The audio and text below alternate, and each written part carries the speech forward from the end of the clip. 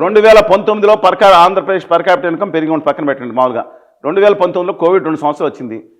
Exports 90,000 కోట్లు plus ఉంటే foreign exchange వచ్చేది 150,000 కోట్లు పెరిగింది 2023లో. అంటే మొత్తం విధ్వంసం అయిపోద్దా? ఆయన డెఫినెట్గా కక్షాదింపు చేపట్టారు. చేసిన పొరపాటు అందువల్ల 11 సీట్లు కూర్చోబెట్టారు. అన్ని దుర్మార్గం చేస్తారు. నిజంగా రాజశేఖర్ గారు, చంద్రబాబు నాయుడు గారికి అందరూ దుర్మార్గులు అయిపోతారండి. జగన్మోహన్ రెడ్డి గారు లేదా కేసీఆర్ గారు అందరూ దుర్మార్గులు అయిపోతారు. ఎవరికొళ్ళు తన రాష్ట్రానికి తప్పులను చేస్తారు, మంచి చేయాలని ఉండదా? అందరినీ మనం బూతులు పెడతామేనా? జగన్మోహన్ రెడ్డి గారు డెఫినెట్గా కక్షాదింపు చర్యలు చేపట్టి ఉన్న దాని నుంచి పక్క తప్పుకున్నాడు, పడిపోయాడు ఆయన. కానీ ఆయన హయాంలో కూడా నాశనం అయిపోయిందని చెప్తామా? ఎవరు ఏ సెంటర్ వచ్చింది తీయమనండి.